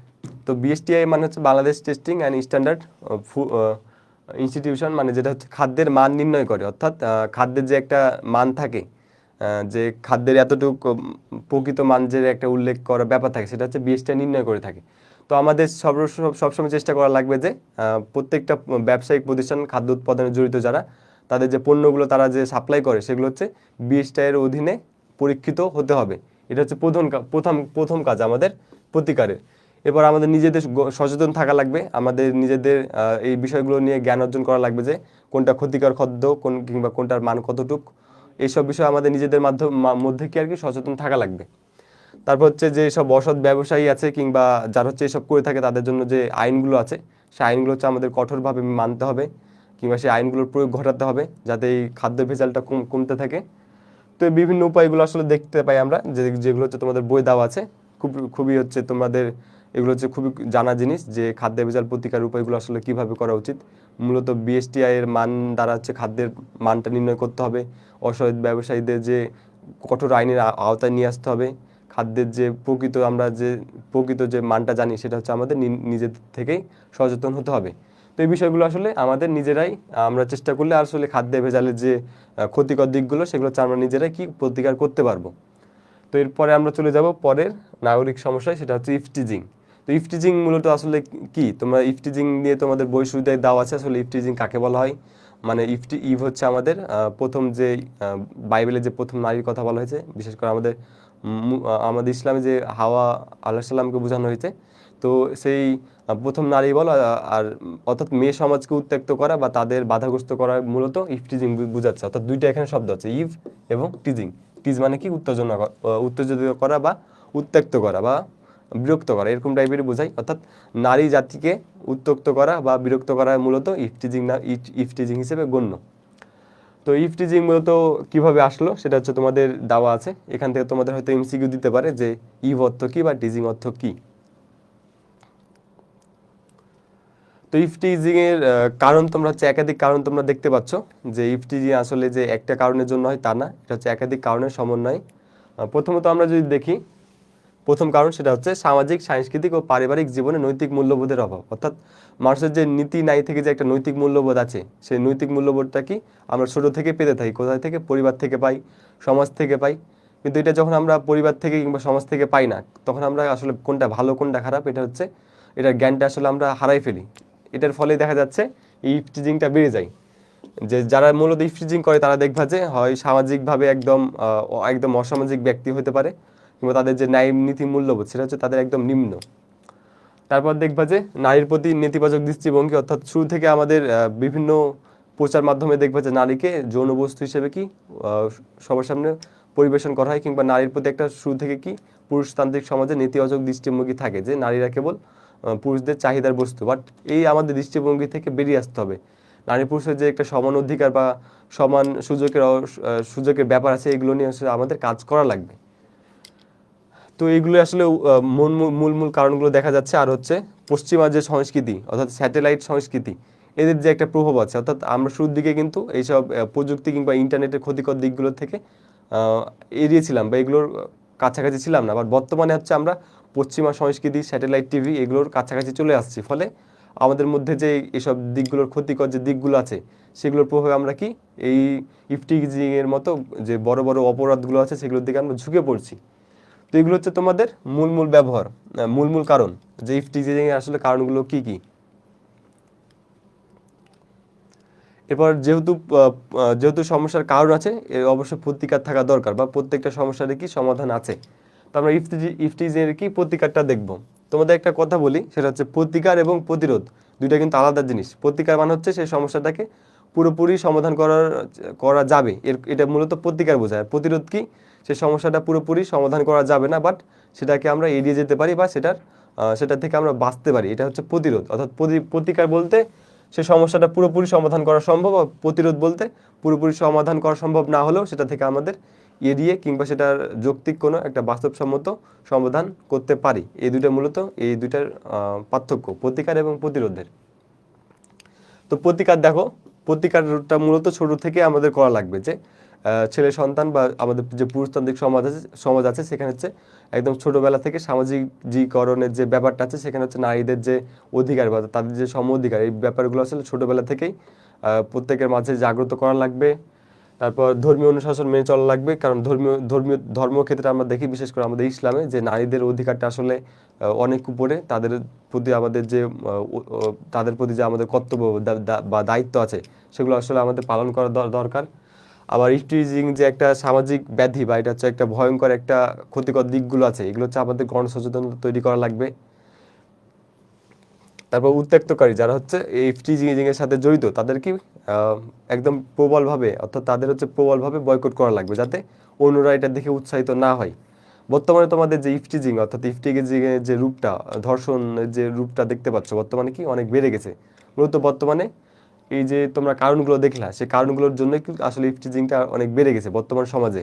ইফটিজিংটা বর্তমান সমাজে একদম কমন হয়ে গেছে। অনেক ক্ষেত্রে ইফটিজিংকে আবার নর্মালাইজ করার চেষ্টা করা হচ্ছে। তো বর্তমানে আমাদের যে প্রতিকারগুলো দেখছি এগুলো হচ্ছে আমাদের কি বাস্তবসম্মত, অর্থাৎ এই যে প্রতিকারগুলো যে তোমাদের বইয়ের ভাষায় কেবল যে সীমাবদ্ধ তা না, এই প্রতিকারগুলো হচ্ছে তোমাদের বাস্তব লাইফও কি তোমাদের এগুলো প্রয়োগ করা লাগবে, কারণ এটা হচ্ছে বর্তমানে নাগরিক সমস্যার মধ্যে অন্যতম একটা প্রধান সমস্যা হচ্ছে ইফটিজিং। তো এই তোমাদের যেহেতু এটা বর্তমানে হচ্ছে বাস্তবসম্মত একটা প্রধান সমস্যা, সেহেতু আর মনে হয় না তোমাদের বলা লাগবে যে এগুলো নিয়ে আসলে কীভাবে তুমি প্রতিকার করো। যেহেতু এটা হচ্ছে বাস্তবসম্মত একটা সমস্যা সেহেতু তোমরা নিজেরা জানো যে এগুলো এই সমস্যাটা হচ্ছে প্রতিকার করার জন্য হচ্ছে তোমার আসলে কী কী দরকার। তো এখানে হচ্ছে আর তেমন একটা কিছু বলতে চাচ্ছি না যে তোমাদের প্রতিকার নিয়ে আসলে কী কী করা লাগবে। তোমাদের এই স্লাইডে তোমাদের বই যা পড়েছো এবং তোমরা যখন রিভিশন দিবা স্লাইডটা অবশ্যই একটু দেখবা, তাহলে তোমাদের রিভিশনটা খুব দ্রুত হবে। এরপরে যে আমরা নাগরিক সমস্যাটা দেখতে পাবো সেটা হচ্ছে জলবায়ু পরিবর্তন, অর্থাৎ এনভায়রনমেন্ট পলিউশন, যেটা তোমরা ইংরেজিতে এই প্যারাগ্রাফটা খুবই পড়ো, খুবই কমন তোমাদের একটা প্যারাগ্রাফ। তো জলবায়ু পরিবর্তনটা আসলে কি সেটা তোমাকে আসলে জানা লাগবে প্রথমত। তো জলবায়ু আর আবহাওয়ার তোমরা পার্থক্যটা আসলে যারা ভূগোলের স্টুডেন্ট তারা হচ্ছে খুব ভালোভাবে জানো যে আবহাওয়া কি আর জলবায়ু কি। তো তোমাদের শর্টকাটে বলে দিচ্ছি, সেটা হচ্ছে আবহাওয়া হচ্ছে মূলত একটা জায়গার বা একটা স্থানের খুব স্বল্পকালের বৈশিষ্ট্য সেই জায়গাটার, অর্থাৎ বৈশিষ্ট্য বলতে সেখানকার তাপমাত্রা, বৃষ্টি, বায়ুচাপ, এগুলোর বৈশিষ্ট্য সেটা হচ্ছে খুব স্বল্প সময়, অর্থাৎ এই যে দেখো 1 থেকে 7 দিন। কিন্তু সেই অনেকগুলো অর্থাৎ এক থেকে 7 দিনের বৈশিষ্ট্যটাই হচ্ছে আবহাওয়া, বাট সেই জায়গা বা স্থানে যখন তুমি 1 থেকে 30 বছরের গড় সময়ের আবহাওয়া দেখবা, সেখানকার দীর্ঘমেয়াদী যখন একটা বৈশিষ্ট্য তুমি খেয়াল করবা, সেটা হয়ে যাবে কি জলবায়ু। অর্থাৎ বাংলাদেশে দেখো যে বাংলাদেশে 6টা ঋতু আছে। বাংলাদেশ হচ্ছে একটা হচ্ছে মৌসুমী জলবায়ু বিদ্যমান বাংলাদেশে। এটা হচ্ছে অনেক দিন, এটা হচ্ছে 1-2 দিনের ভিত্তিতে বলা হয় না, এটা হচ্ছে গত 20-30 বছরের জলবায়ুর যে বৈশিষ্ট্য সেটার ভিত্তিতে কিন্তু বলা হয়। এটাই মূলত জলবায়ু বোঝায়। আর জলবায়ু পরিবর্তন কি বোঝায়? জলবায়ু পরিবর্তন হচ্ছে এই যে তোমার গড় একটা জলবায়ু আছে, সেই জলবায়ুটা যখন ধীরে ধীরে ইতিবাচক থেকে নেতিবাচক দিকে যখন ধাবিত হবে। বর্তমানে আমরা দেখতে পাই যে বাংলাদেশের যে প্রেক্ষাপট, আমাদের যে প্রকৃত যে জলবায়ুটা ছিল, আমাদের একসময় 6টা ঋতু ছিল, বর্তমানে 3টা ঋতু হয়ে গেছে, যা অন্য ঋতুগুলো এখন বর্তমানে বিদ্যমান খুব কমই দেখা যাচ্ছে। তো এই যে দেখো জলবায়ু যখন ইতিবাচক পরিবর্তন থেকে আমরা নেতিবাচক পরিবর্তনের দিকে যাচ্ছি, তখন সেটা কি হয়ে যাচ্ছে? জলবায়ু পরিবর্তন, অর্থাৎ একটা জলবায়ুর একটা সমস্যা হিসেবে দেখা দিচ্ছে। এটা মূলত জলবায়ু পরিবর্তন সমস্যা হিসেবে পরিচিত। তো আমরা পরবর্তীতে দেখবো যে জলবায়ু পরিবর্তনের আসলে কারণগুলো কি কি। জলবায়ু পরিবর্তনের কারণগুলো হচ্ছে বেশিরভাগই দেখবো যে মানব সৃষ্ট, অর্থাৎ মানুষদের জন্যই আসলে এই বেশিরভাগ জলবায়ু পরিবর্তনের কারণের জন্য দায়ী। তো আমরা যদি দেখি যে জলবায়ু কারণে যদি আমরা কারণগুলো দেখি, প্রথমত দেখবো যে বৈশ্বিক উষ্ণায়ন, অর্থাৎ আমরা নিজেরাই কিন্তু এর জন্য দায়ী। অর্থাৎ আমরা বিভিন্ন গ্যাস দেখা যাচ্ছে আমরা নিজেরা উৎপন্ন করি, আবার দেখা যাচ্ছে আমরা বন কেটে ফেলি, অর্থাৎ উদ্ভিদদের আমরা কেটে ফেলি, বিভিন্ন নগর সভ্যতা গড়ে তুলছি, ফলে কার্বন ডাইঅক্সাইড কিন্তু প্রতিনিয়ত বাড়ছে। আর বিভিন্ন ক্ষতিকর আমরা গ্যাস যেগুলো হচ্ছে অসাবধানবশত ব্যবহার করে থাকি কলকারখানায় কিংবা আমরা নিজেদের প্রয়োজনে, যেগুলো হচ্ছে আমাদের হচ্ছে পৃথিবীতে কিন্তু আটকে থেকে যাচ্ছে। ফলে আমাদের যে বৈশ্বিক যে তাপমাত্রা সেটা কি দিন দিন ডে বাই ডে বেড়ে যাচ্ছে। ফলে দেখা যাচ্ছে পৃথিবীর যে আগের তুলনায় এখন বেশি উষ্ণায়ন হচ্ছে, বেশি গ্রীষ্মকালটা বেশি থাকছে। ফলে পৃথিবীর গড় তাপমাত্রা দিন দিন প্রতিনিয়ত বৃদ্ধি পাচ্ছে, কিসে? জলবায়ু পরিবর্তনের কারণে। তারপর ওজোন স্তরের ক্ষয়। আমরা জানি যে ওজোন স্তর হচ্ছে একটা জলবায়ুর একটা স্তর, সেটা হচ্ছে ওজোন স্তর। সেটা হচ্ছে সূর্যের অতিবেগুনি রশ্মিকে এই পৃথিবী থেকে রক্ষা করে। বাট আমরা নিয়মিত যখন যখন আমরা পরিবর্তনের জন্য বিভিন্ন কারণ যখন আমরা দেখছি, তখন হচ্ছে এই অতিবেগুনি যে রশ্মিকে ওজোন স্তর প্রোটেক্ট করে, সে ওজোন স্তরকে ক্ষতিগ্রস্ত হচ্ছে কিসের জন্য? এই যে ক্লোরোফ্লোরোকার্বন বলো আর বিভিন্ন বিষাক্ত গ্যাসের জন্য এই ওজোন স্তরটা ডে বাই ডে কি হচ্ছে? ক্ষতিগ্রস্ত হচ্ছে। ফলে যে সূর্যের যে অতিবেগুনি রশ্মি সেটা হচ্ছে পৃথিবীতে প্রতিনিয়ত ঢুকার কি প্রচেষ্টা চলতে আছে, ফলে এই যে বৈশ্বিক উষ্ণায়ন সেটা কি আরও বেড়ে যাচ্ছে। তার বৃক্ষ নিধন ও বনভূমি উজাড়, আমরা যখন যখন একটা বন যখন কেটে ফেলি বা গাছপালা যখন উজাড় করি, তার ফলে কি হয়? কার্বন ডাইঅক্সাইড গ্রহণের যে কেউ থাকে না, অর্থাৎ গাছ জানো যে কার্বন ডাইঅক্সাইড গ্রহণ করে, বাট যখন আমরা আলটিমেটলি যখন বন যখন উজাড় করে ফেলছি, ফলে কার্বন ডাইঅক্সাইডটা কি বেড়ে যাচ্ছে। আর জানো যে কার্বন ডাইঅক্সাইড বাড়লে কি হয়? বৈশ্বিক তাপমাত্রাটা বৃদ্ধি পায়। এবং অপরিকল্পিত নগরায়ন ও শিল্পায়ন এবং কৃষিতে রাসায়নিক দ্রব্যের ব্যবহার, এই কারণগুলো মূলত মানব সৃষ্ট। অর্থাৎ যে প্রত্যেকটা কারণ দেখতে পাচ্ছ এগুলো কি আমাদের দ্বারাই সৃষ্টি।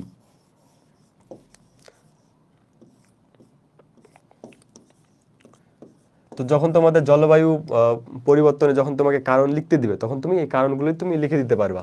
খুব সহজ, কারণগুলো লিখে তুমি এক্সপ্লেন করতে পারবা। পয়েন্ট আকারে লিখবা, দিয়ে তুমি এক্সপ্লেন করলা, তাহলে দেখা যাচ্ছে তোমার লেখাটা খুব ছোট হলো, লিখতে টাইমও খুব কম লাগলো, আর তোমার স্যারের নজরও তুমি খুব সহজে পড়ে যাবা। তো এখন আমরা এখন প্রতিকার দেখবো যে এর প্রতিকার আগে আমরা প্রভাবটা দেখবো যে এই জলবায়ু পরিবর্তন হচ্ছে, এটা হচ্ছে মানব সমাজে কীরকম প্রভাব পড়ছে। তো প্রভাবের ক্ষেত্রে তোমরা দেখবা যে তাপমাত্রা বৃদ্ধি পাচ্ছে, ঋতু পরিবর্তন হচ্ছে, অর্থাৎ আগের তুলনায় এখন পৃথিবীর বৈশ্বিক তাপমাত্রা কিন্তু অনেক বেড়ে গেছে। আমাদের দেশে দেখবা যে ঋতুও ঠিক মতো আসছে না, এক ঋতুর পর আরেক ঋতুর যে একটা সিকোয়েন্স ছিল সেটাও কিন্তু ব্যাঘাত ঘটছে, আবার ঋতু কিন্তু অনেক কমে গেছে। বৃষ্টিপাত হ্রাস পাচ্ছে, ঘূর্ণিঝড়ের সংখ্যা বৃদ্ধি পাচ্ছে, অর্থাৎ যে প্রাকৃতিক যে দুর্যোগগুলো ছিল সেই দুর্যোগগুলো কিন্তু আগের তুলনায় এখন অনেক বেড়ে গেছে। কিসের জন্য? এই জলবায়ু পরিবর্তনের কারণে।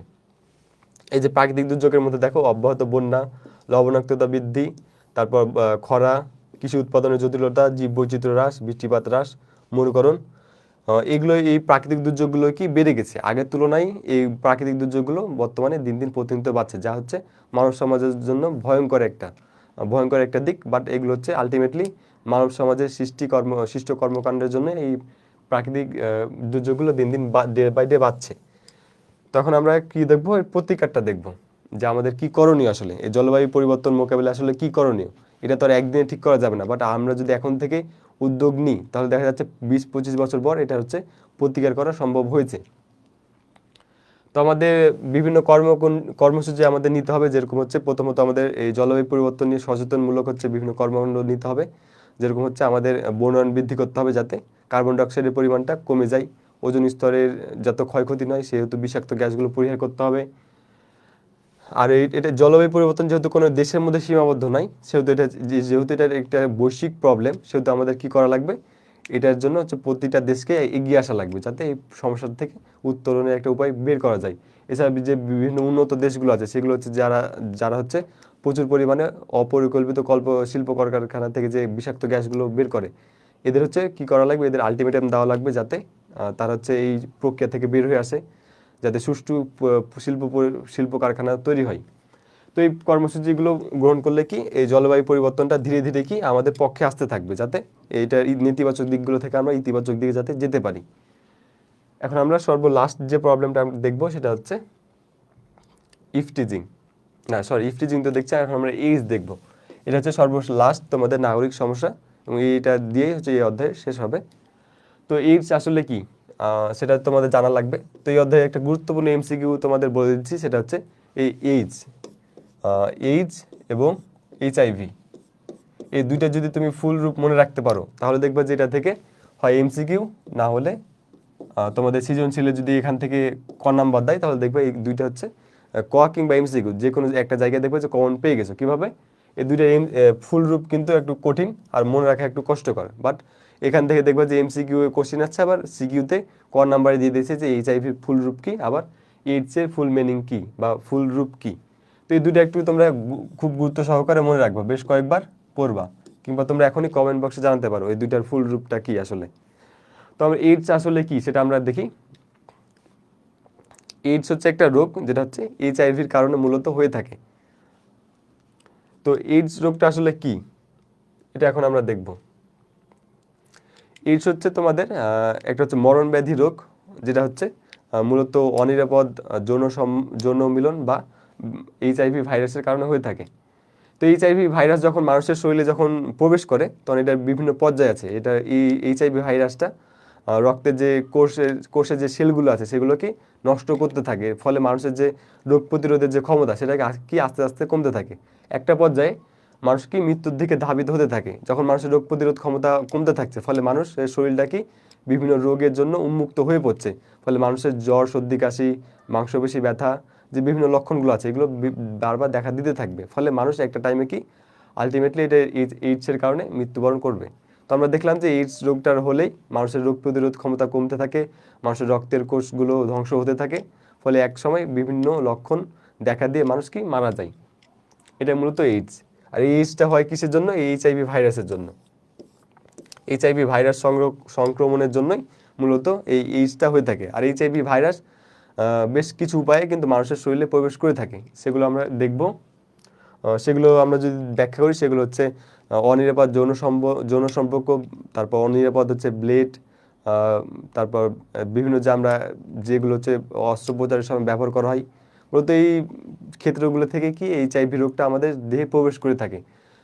তো এই তোমাদের বই যেগুলো দেওয়া আছে এই উপায়গুলো একটু দেখবা যে কোন কোন ক্ষেত্রের মাধ্যমে হচ্ছে এইচআইভি আমাদের শরীরে প্রবেশ করে থাকে। তো এটার প্রভাবটা আমরা দেখব। প্রভাবটা আমরা তোমাকে বলে দিয়েছি যে এইচআইভি রোগটা হচ্ছে যখন আমাদের দেহে যখন প্রবেশ করে এর ফলে হচ্ছে আমাদের রক্তের কোষগুলোকে ধ্বংস করতে থাকে, ফলে হচ্ছে আমাদের রোগ প্রতিরোধ ক্ষমতা কমে যায় এবং আমরা বিভিন্ন রোগের জন্য উন্মুক্ত হয়ে পড়ি বা আমাদের দেহে বিভিন্ন রোগ দেখা দেয়। তো লক্ষণগুলো আমরা দেখব যে বিভিন্ন লক্ষণ আছে, যেরকম হচ্ছে শরীর দুর্বল থাকা, জ্বর সর্দির একটানা অনেক জ্বর সর্দি লাগা, গলা ফুলে যাওয়া, এরকম বিভিন্ন রোগ লক্ষণ দেখা দেয়। এই এইডস রোগটা কিন্তু প্রাথমিক পর্যায়ে কিন্তু কেউ বুঝে উঠতে পারে না যে তার এইডস হয়েছে। আলটিমেটলি যখন একসাথে অনেকগুলো লক্ষণ দেখা দেয় তখন সে বুঝতে পারে যে না, তার এইডস হয়েছে। তো এই লক্ষণ যেগুলো তোমাদের বলছিলাম যে হালকা জ্বর, গলা ব্যথা, ম্যাজ ম্যাজ ভাব, শরীরের ওজন কমতে থাকা, এই যে বেশ কয়েকটা লক্ষণ আছে, প্রায় দেখো 12টার মতো লক্ষণ আছে। এগুলো হচ্ছে একটার পর একটা দেখা দিবে। অর্থাৎ তোমার যখন এইডস হবে কিংবা কোনো ব্যক্তির যখন এইডস হবে তার কি যখন রোগ প্রতিরোধ ক্ষমতা কমতে থাকবে, ফলে দেখা যাবে বিভিন্ন রোগ তার শরীরে হতে থাকবে। এই যে দেখো প্রায় 12টার মতো লক্ষণ দেওয়া আছে। তো মানুষ প্রথমের দিকে যে বুঝতে পারে যে তার এইডস হয়েছে তা না, এগুলো যখন আস্তে আস্তে দেখা দিবে, একটানা যখন এগুলো ছাড়তে চাইবে না কিংবা এগুলো হচ্ছে তার শরীরে বিদ্যমান থাকবে, ফলে সে বুঝতে পারবে যে তার এইডস হয়েছে। অর্থাৎ এই এইডসটা নির্ণয় করা খুবই একটা ডিফিকাল্ট একটা কাজ। তো এটা আমরা যে একটু আগে তোমাদের বললাম যে প্রতিকার এবং প্রতিরোধের মধ্যে একটা পার্থক্য আছে, সেই পার্থক্যটা এখানে এসে কাজে লাগবে। কিভাবে? প্রতিকার মানে সেই সমস্যাটা পুরোপুরি সমাধান করা সম্ভব, অর্থাৎ সেটা হচ্ছে একদম পুরোপুরি বন্ধ করা সম্ভব। বা প্রতিরোধে কি? প্রতিরোধে হচ্ছে সেই সমস্যাটা হচ্ছে পুরোপুরি বন্ধ করা সম্ভব না, বাট সেটাকে এড়িয়ে যাওয়া সম্ভব, অর্থাৎ সেটার যৌক্তিক একটা সমাধান করা সম্ভব বা সেটার একটা উপায় বের করা সম্ভব। বাট পুরোপুরি যে সেটার তুমি প্রতিকার করে ফেলবা, পুরোপুরি যে সেটা বন্ধ করে দিবা তা না। অর্থাৎ কারো যদি এইডস হয় তাকে যে পুরোপুরি সুস্থ করা সম্ভব তা না। বর্তমানে এখনো পর্যন্ত তেমন কোনো ওষুধ বলো কিংবা কোনো যন্ত্রপাতি কিংবা চিকিৎসা ব্যবস্থা আবিষ্কার হয়নি যে পুরোপুরি এইডস রোগীকে ভালো করে দিবে। বাট এটা কিছু কিছু আমরা যদি কিছু দায়িত্ব কিংবা কর্তব্য যদি আমরা পালন করে থাকি তাহলে এই রোগটা অনেকাংশে প্রতিরোধ করা সম্ভব। তো সেই দায়িত্ব কিংবা কর্তব্যগুলো আমরা দেখি, সেটা হচ্ছে পারিবারিক মূল্যবোধ রক্ষা করতে হবে। ছোটবেলা থেকে আমাদের এই যে পরিবারের যে আমরা একটা মূল্যবোধ আছে সেটা হচ্ছে আমাদের রক্ষা করতে হবে। তারপর ধর্মীয় যে অনুশাসন আছে, ধর্মীয় অনুশাসনের ভিত্তিতে হচ্ছে নিরাপদ সম্পর্ক আমাদের স্থাপন করা লাগবে, অর্থাৎ বিবাহের মাধ্যমে। এরপর হচ্ছে আমাদের বিভিন্ন যে খারাপ যে অনৈতিক কাজগুলো আছে, বিশেষ করে অনিরাপদ যৌন মিলন, এগুলো হচ্ছে এড়িয়ে চলতে হবে। মূলত এগুলোর মাধ্যমেই আমরা এই প্রতিরোধগুলো করতে পারি। তারপর এইচআইভি যার হচ্ছে এইচআইভি অসুখটা আছে তার বিভিন্ন যন্ত্রপাতি, তার বিভিন্ন ব্যবহৃত যে ব্লেড কিংবা যে অন্য যন্ত্রপাতি এগুলো হচ্ছে ব্যবহার করা থেকে বিরত থাকতে হবে। মূল কথা হচ্ছে বিভিন্ন ক্ষেত্রে যে আমরা বিভিন্ন যন্ত্রপাতিগুলো ব্যবহার করে থাকি এগুলো হচ্ছে দ্বিতীয় টাইম ইউজ করা যাবে না। অর্থাৎ এগুলো যদি ব্যবহৃত হয় তাহলে এগুলো হচ্ছে কোনো সময় ইউজ করা যাবে না। মূলত এইগুলো ওয়েতে কি আমরা এইচটাকে কি আর প্রতিরোধ করতে পারবো? তো এখানে কিছু এমসিকিউ দেওয়া আছে, তোমাদের এমসিকিউ গুলো খুবই সহজ। তো প্রথমে দেখো, কোন শিক্ষা মানুষকে অসৎ এবং অন্যায় কর্মকাণ্ড থেকে দূরে রাখতে পারে? তো তোমরা যারা পরিণতি ফার্স্ট পেপারে পড়ছো যে একটা নৈতিক শিক্ষা নামে একটা জিনিস পড়ছো, যে মানুষের ন্যায় নীতিবোধ থেকে যে শিক্ষাটা আছে সেটা হচ্ছে নৈতিক শিক্ষা। তো তোমাদের এমসিকিউ এটা জাস্ট খালি তোমাদের প্র্যাকটিসের জন্য দেওয়া আছে, তোমরা একটু প্র্যাকটিস করে নিবা যে করুপশন শব্দটি কোন ভাষা থেকে আসছে। তোমরা যারা বই থেকে ডিটেলস পড়ছো তারা জানো যে করুপশন শব্দটি আসছে করুপটাস থেকে, যা ল্যাটিন শব্দ। এগুলো মূলত দেওয়া হচ্ছে তোমার, তুমি বইটা কতটুকু ভালো পড়ছো সেটা হচ্ছে জানার জন্য। তো বাকিগুলো তোমরা সলভ করবা, সলভ করে হচ্ছে সলভ করে তোমরা দিতে পারো, কমেন্ট বক্সে জানাতে পারো, বা তোমরা নিজেরা সলভ করে কোনো প্রবলেম থাকলে তোমরা জানাতে পারো। দুর্নীতি দমন কমিশন কত সালে গঠিত হয়? 2004 সালে। তো এগুলো হচ্ছে তোমরা একটু দেখিও, জাস্ট কয়েকটা এমসিকিউ আছে। তো আমরা তোমাদের লাস্টের দিকে একটু কিছু গাইডলাইনমূলক কথা বলি, সেটা হচ্ছে প্রায় আমরা শেষের দিকে চলে আসছি। তো তোমাদের পরিণতি যে ব্যাপারটা বললাম, যে ফার্স্ট পেপারটা পুরোটা হচ্ছে কনসেপচুয়াল। তো ফার্স্ট পেপারটা কীভাবে পড়বা সেটা হচ্ছে, যদি তোমাদের বই যে পয়েন্ট আকারে দেওয়া আছে সেই পয়েন্টগুলো একটু ভালোভাবে পড়বা। অর্থাৎ একটা টপিকে যদি 10-15টা পয়েন্ট দেওয়া থাকে, তুমি সর্বোচ্চ 4 থেকে 5টা মনে রাখার চেষ্টা করবা। এবার যখন তুমি সিকিউতে যখন লিখবা, সেই পয়েন্টগুলো ধরেই কিন্তু লেখার চেষ্টা করবা। ফার্স্ট পেপার মূলত এইভাবেই পুরো বইটা। আর সেকেন্ড পেপারে মূলত দেখতে পাচ্ছ যে সেকেন্ড পেপারটা কি হিস্টোরি বেসড, অর্থাৎ যাদের ইতিহাস সাবজেক্টটা ছিল তারা কিন্তু প্রচুর বেনিফিট পাচ্ছ কোথায়, এই সেকেন্ড পেপারে। বিশেষ করে সেকেন্ড পেপারে কিন্তু নতুন করে আজ যে আহামরিক তেমন কিছু দেওয়া আছে তা না, সেকেন্ড পেপারে হিস্টোরির কিছু জিনিস দেওয়া আছে, আর আমাদের নগদ জীবনের সাথে কিছু সমস্যা কিংবা নগদ জীবনের সাথে কিছু রিলেটেড জিনিস দেওয়া আছে। অর্থাৎ সেকেন্ড পেপারটা একদম পানির মতো সহজ। তো সেকেন্ড পেপারে তোমাদের যেভাবে বললাম, প্রতিটা অধ্যায় যেভাবে বলেছি কোন জায়গা থেকে আসলে সিকিউগুলো দিবে, কোন জায়গা থেকে এমসিকিউগুলো দিবে, সেই জায়গা প্রত্যেকটা ক্লাস যদি তুমি ভালোভাবে ফলো করে থাকো, ইনশাল্লাহ তুমি বুঝতে পারছো যে আসলে কিভাবে দিবে। তো লাস্ট যেটা তোমাদের গাইডলাইনমূলক কথা থাকবে সেটা হচ্ছে তোমরা বোর্ড কোশ্চেন প্রচুর প্র্যাকটিস করো। এই বোর্ড কোশ্চেন হচ্ছে তোমরা বেশি করে প্র্যাকটিস করো, বিশেষ করে বোর্ড কোশ্চেনগুলো একটা অ্যানালাইসিস করার চেষ্টা করো। তুমি যখন একটা অধ্যায় যখন রিভিশন দিবা, রিভিশন দেওয়ার আগে তুমি বোর্ড কোশ্চেন আগে চলে যাবা। বোর্ড কোশ্চেনে দেখবা যে ওই অধ্যায় থেকে কোন কোন টপিক থেকে বিগত বছরগুলোতে সিকিউ আসছিল। তো যখন তুমি দেখবা যে একটা অধ্যায় থেকে কয়টা টপিক পেলে, 4টা থেকে হয়তো 5টা টপিক পেলা, যে এই 4টা থেকে 5টা টপিকের মধ্যেই ওই অধ্যায়ে বিগত বছরগুলোতে কোশ্চেন দিয়েছে। তো তোমাকে 4টা থেকে এই 5টা টপিকের যে সব সৃজনশীল দেখা লাগবে তা না, 4টা থেকে 5টা টপিকের তুমি 1টা থেকে 2টা করে হয়তো 10 থেকে 12টা কি সৃজনশীল দেখলা। তাহলে কি তুমি তোমার পুরো আইডিয়াটা চলে আসলো যে আসলে এই চ্যাপ্টার থেকে আসলে কোশ্চেনগুলো কীভাবে করে। আর যদি তোমার মনে রাখা কষ্টকর হয় বা আরও ধারণা চাই, তাহলে তুমি এই 4টা থেকে 5টা টপিক বইও আগে বই দেখে নিবা আগে বই দেখে তারপর সিকিউগুলো সলভ করবা। তাহলে দেখা যাচ্ছে তোমার সেটা সাস্টেন করবে আর রিভিশনটাও খুব দ্রুত হবে। তো আশা করি তুমি গাইডলাইনগুলো বুঝতে পারলা যে কীভাবে তুমি একটা অধ্যায় রিভিশন দিবা, কিংবা বোর্ড কোশ্চেনগুলো কীভাবে তুমি অ্যানালাইসিস করে তুমি অধ্যায়ে প্রয়োগ করবা। তো তোমাদের আজকের ক্লাসটা এখানে শেষ করছি। তোমাদের এই চ্যাপ্টারটা খুবই সহজ একটা চ্যাপ্টার ছিল, তাই তোমাদের আর কথা বাড়ালাম না, যে কীভাবে আর ডিটেলসে পড়ালাম না। যে এই চ্যাপ্টার থেকে যেহেতু তোমাদের যেটা এগুলো হচ্ছে তোমাদের খুব পরিচিত জিনিস, যেগুলো হচ্ছে তোমাদের বাস্তব জীবনে এই সমস্যাগুলো তোমাদের রিলেটেড, তাই হচ্ছে তোমাদের আর এক্সট্রা করে তেমন একটা কিছু পড়ালাম না। যে তোমরা তোমরা জানো যে এই অধ্যায় থেকে একটা সিকিউ দিবে এবং একটা হচ্ছে খুবই সহজ দিবে। অর্থাৎ এই একটা লেখা খুবই সহজ, কারণ এখানে দেখতে পাচ্ছ যে 5 থেকে 6টা নাগরিক সমস্যা আছে। সেই 5 থেকে 6টা নাগরিক সমস্যা তোমরা হচ্ছে বই না পড়লেও তোমরা জানো যে এইগুলো আসলে কি, কিন্তু বই পড়লে কি হবে, তোমার লেখাটা তুমি গুছিয়ে লিখতে পারবা। আর ক্লাসটা করলে তুমি পুরোপুরি ধারণা পেয়ে গেলা যে তুমি আসলে কিভাবে তুমি বোর্ড কোশ্চেনে লিখবা। তো তোমাদের যদি কোনো প্রবলেম থাকে তো তাহলে এখনই তোমরা কি কমেন্ট বক্সে একটু জানতে পারো।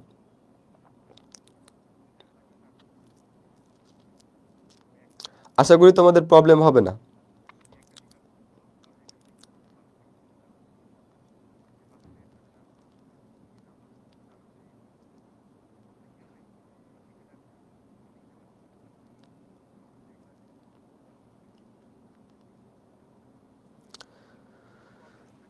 তো যে বিষয়গুলো তোমাদের বললাম সেগুলো আসলে ঘুরিয়ে ফিরে, যে সেকেন্ড পেপারটা মূলত ইতিহাসের উপর নির্ভর করে দেওয়া, আর সেকেন্ড পেপারটাতে মার্ক তোলা খুবই সহজ।